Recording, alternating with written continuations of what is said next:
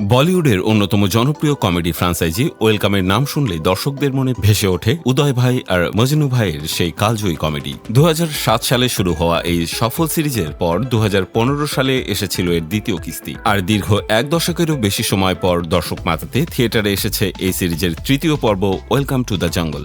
গত 26 জুন ভারতের প্রায় 3200 প্রেক্ষাগৃহে গ্র্যান্ড রিলিজের পর থেকে সিনেমাটি নিয়ে দর্শকদের মাঝে উন্মাদনা ছিল তুঙ্গে। আহমেদ খান পরিচালিত এই সিনেমার মাধ্যমে দীর্ঘ 18 বছর পর আবারও একসঙ্গে বড় পর্দায় জুটি বেঁধেছেন অক্ষয় কুমার ও রবিনা ট্যান্ডন। মুক্তির পর দর্শক ও সমালোচকদের কাছ থেকে মিশ্র প্রতিক্রিয়া পেলেও বক্স অফিসে কিন্তু এর কোনো নেতিবাচক প্রভাব পড়েনি। উল্টো মুক্তির প্রায় 10 দিনে বিশ্বব্যাপী আয়ের দিক থেকে এক বিশাল মাইলফলক স্পর্শ করেছে এই মাল্টি স্টারার ধামাকা।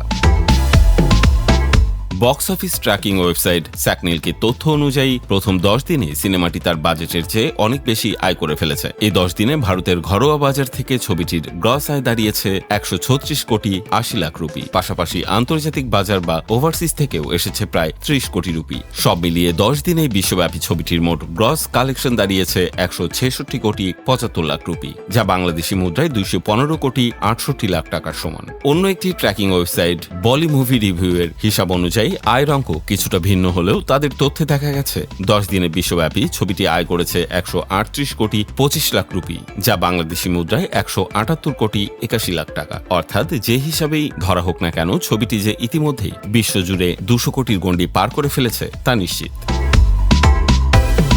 যদি সিনেমাটির দৈনিক আয়ের গ্রাফ লক্ষ্য করা যায় তবে দেখা যাবে এর প্রথম সপ্তাহের ব্যবসার চিত্র ছিল বৈচিত্র্যময়। প্রথম 3 দিনে অর্থাৎ ওপেনিং উইকেন্ডে সিনেমাটি যথাক্রমে 15 কোটি 20 কোটি এবং 24.75 কোটি রুপি আয় করে এক দুর্দান্ত সূচনা পেয়েছিল। তবে কার্য দিবসের শুরুতে অর্থাৎ সোমবার থেকে বৃহস্পতিবারের মধ্যে গতি কিছুটা কমে আসে। দৈনিক 4 থেকে 8 কোটির ঘরে নেমে আসে। তবে ছবির প্রতি দর্শকদের টান কমে যায়নি, যার প্রমাণ মেলে দ্বিতীয় উইকেন্ডে। দ্বিতীয় সপ্তাহের শনিবার ও রবিবারে সিনেমাটি যথাক্রমে 7 কোটি ও 9 কোটি রুপি আয় করে বক্স অফিসে আবারও শক্তভাবে ঘুরে দাঁড়িয়েছে। এই দুর্দান্ত আয়ের মধ্য দিয়ে বলিউড খেলাড়ি অক্ষয় কুমার তার ক্যারিয়ারের 21তম সিনেমা হিসেবে ভারতের বাজারে 100 কোটি রুপির মাইলফলক স্পর্শ করার এক অনন্য রেকর্ড গড়লেন।